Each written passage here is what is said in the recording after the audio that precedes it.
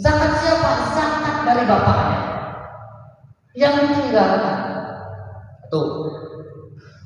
Yang kedua, setiap pembiayaan dari mengafani, menguburkan, semua yang berhubungan dengan dia, sembahyang tersebut harus dikeluarkan dulu. Mau kafannya kah? Mau tempat mandinya kah? Mau sabunnya kah? Semuanya keluarkan dari harta bapak, dari harta almarhum ibu.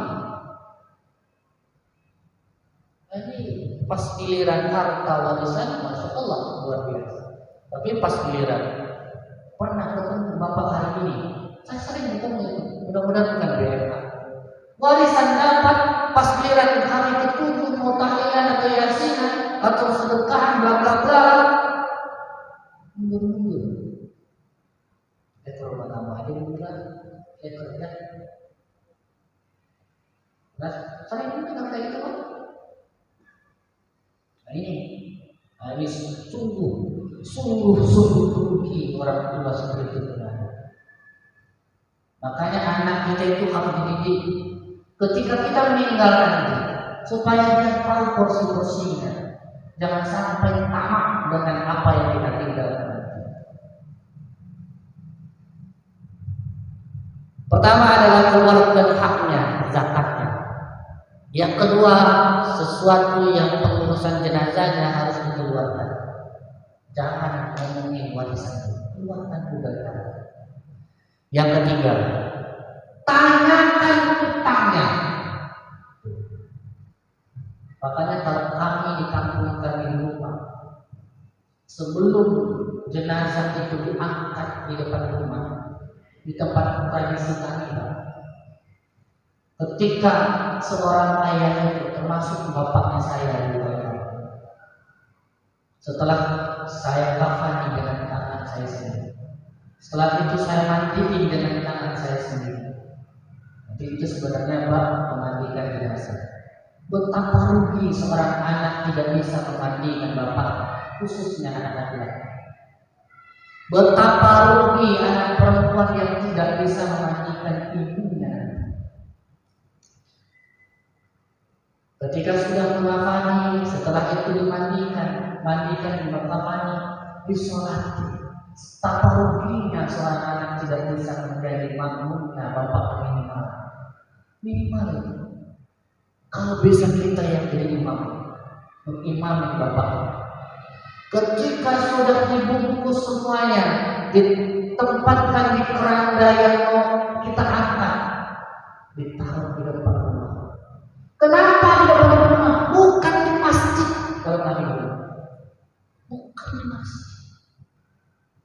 Kenapa di depan rumah? Siapa tahu kita bertetangga ada 1.000-2.000 yang kita tidak bayar.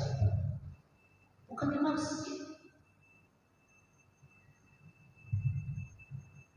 Kita ditaruh apa? Kalau kami ditaruh di depan rumah sebelum diangkat, apa kita sampaikan? Seorang ahli waris Innalillahi wa inna ilaihi raji'un, telah berpulang ke rahmatullah bapak kami sebulan disebutkan. Kalau ada utang-utang yang tak mungkin dimaafkan, ataupun mengajak doa, minta keridoan. Kalaupun tidak bisa dipenuhi, maka hubungi ahli waris. Itu tujuannya apa? Supaya terbebas utang piutang bapak sebelum kita yang bagi waris. Itu. Jadi pertama zakatnya dikeluarkan, yang kedua biaya pengukuran dan lain sebagainya dikeluarkan, yang ketiga utang-utang yang dibaca. Berapa utang bapak saya? Sama siapa bapak saya berutang? Berapa kemenangan bapak saya berutang? Ditanya. Warisan masya Allah luar biasa banyak. Pas itu utang bapak. Maka inilah kalau kami dulu mondok Pak, warisan itu bukan hanya harta, bukan hanya peninggalan duit, bukan hanya peninggalan rumah, tapi peninggalan utang bapak Tapi bapak kita sendiri itu juga warisan yang harus kita bayar. Siapa lagi yang akan membayar terkecuali? Nah, apa dalilnya? Banyak dalil. Nanti kita ini. Yang keempat, wasiat. Masih panjang kan? Kalau kita masalah hitung kan, masih panjang. Sudah kita tanya zakat bapak saya masuk atau tidak. Yang kedua, setiap pengukuran atau pembiayaan jenazah yang kita hitung. Ketiga, semua hutang piutangnya harus kita bayar. Yang ketiga, yang keempat, apa? Wasiatnya ditanyakan. Jangan-jangan bapak saya punya wasiat. Apa wasiatnya? Nah, kebun yang di belakang itu dikasihkan anaknya ke sebulan. Nanti kita belajar wasiat. Apa hukum wasiat, syarat wasiat itu ada? Ini berhubungan dengan bapak ini. Nah, ini banyak yang terjadi. Punten, maaf. Ketika kita nanti, saya buka sedikit bab wasiat, karena ini ada benar. Ketika kita sudah menjadi orang yang mewariskan ke anak kita, ketika kita mewasiatkan suatu benda ke seseorang, baik dari ke bapak kita, baik ke anak kandung kita sendiri. Misalkan anak kita bertiga, kita wasiatkan di HP di bapak wasiatkan darah sebenarnya. Jangan sampai mereka wasiat yang kita wasiatkan itu kita tidak ada HP ini bisa dibaca oleh anak-anak kita nanti sekarang. Padahal kita wasiatkan cuma satu. Paham maksudnya? Akhirnya gimana berarti?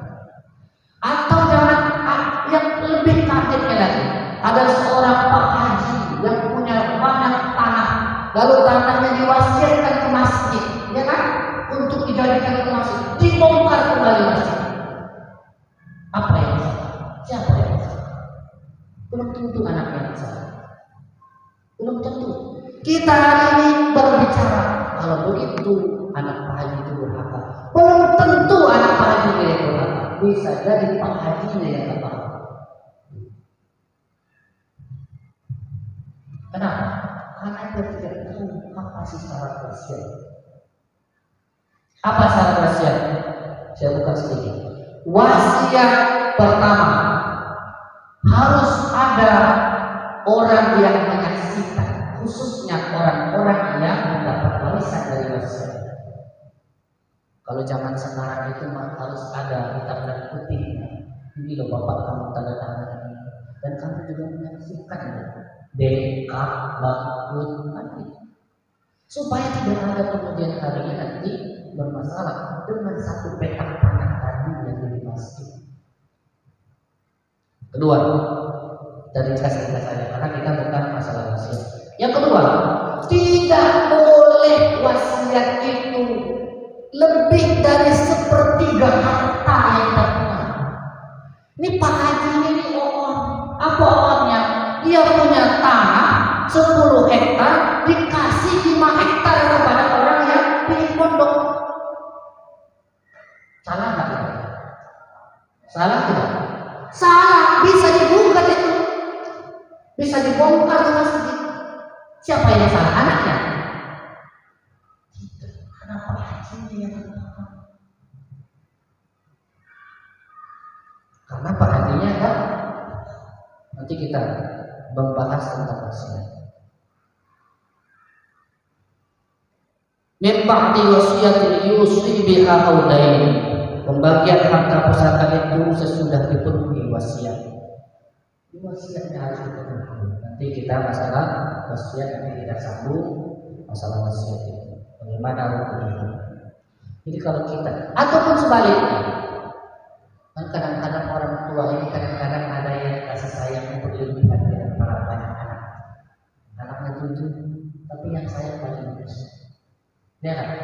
Biasanya gitu kan? Yang mampu. Dikasihlah ke anak perempuannya yang yang terakhir itu bungsu. satu rumah anak kita tinggal atau bapaknya tinggal di rumah yang ngurusi anak bungsunya, ya itu kan, tahu-taunya bapak meninggal, dan ujung-ujungnya rumahnya sama anak bungsunya. Apa kata anak bungsunya? Kan saya yang merawat bapak di waktu sakit. Tidak ada hubungannya. Ketika engkau merawat bapak atau ibu, itu termasuk amal bakti kepada orang tua, bukan ada hubungannya dengan Islam. Kalaupun kakak Ahmad kemarin itu tidak melakukan kewajibannya sebagai anak, tidak mengurusi anaknya, biarkan saja, urusan dia dengan Allah, bukan manusia. Itu banyak terjadi hari ini. Benar nggak? Benar nggak? Benar nggak? Akhirnya mana?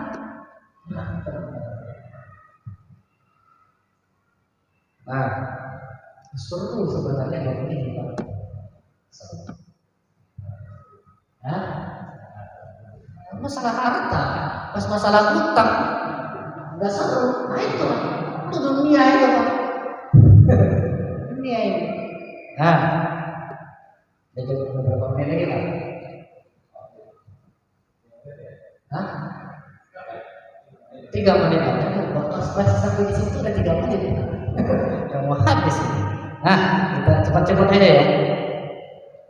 Nah, ketika itu semua sudah selesai dibicarakan, dibayar, barulah kalau ada yang tersisa, barulah barulah kita berbicara persen ini. Apalagi bapaknya meninggal. Ini bapaknya meninggal. Warisan saya mana Pak nanti? Aduh, sedih amat. Tak boleh kayak gitu ya. Itu saja dulu. Kalau 3 menit lagi ada yang bertanya enggak? Jadi itu masih rangkuman, masih apa ya? Masih kulitnya. Enggak, ada yang bertanya enggak?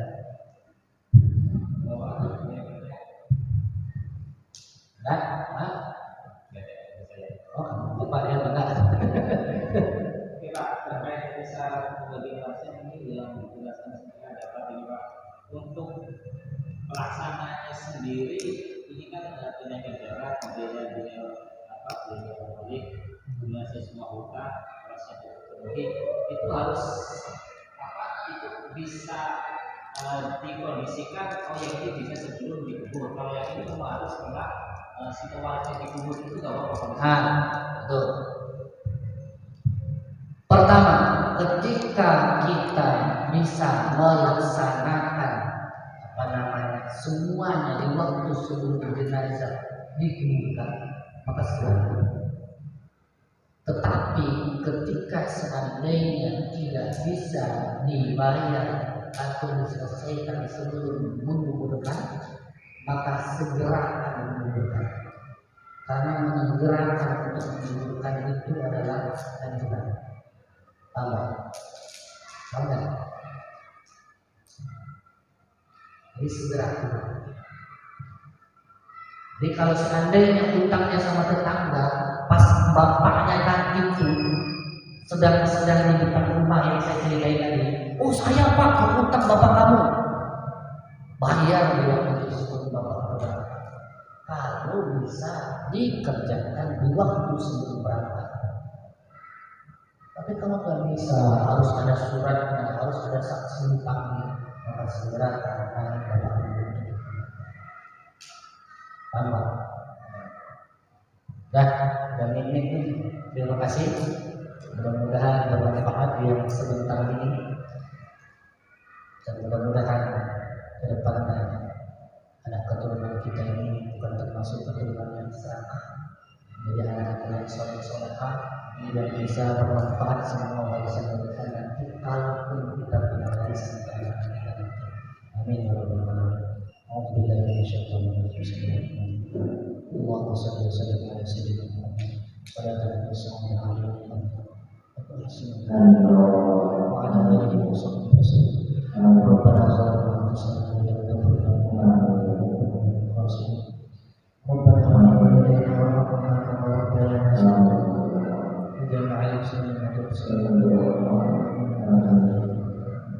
Ya Allah, ya Tuhan kami, ampuni dosa-dosa kami, ya Allah.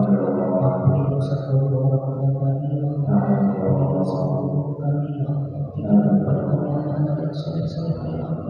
Anak-anak yang hafiz-hafiz, ya Allah. Anak-anak yang nabi, ya Allah. Anak-anak yang berusaha beriman la ilaha illallah, berikan kami, ya Allah. Anak-anak yang tak mampu warisan itu akan berikan kepada mereka, ya Allah. Ya Allah, ya Tuhan kami, berikan kepada kami anak yang soleh yang bisa berdoakan dunia akhirat. Rabbana atina fid dunya hasanah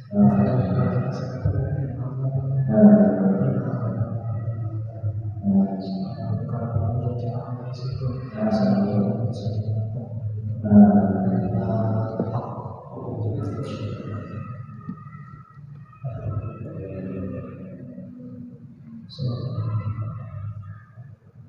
Assalamualaikum warahmatullahi wabarakatuh.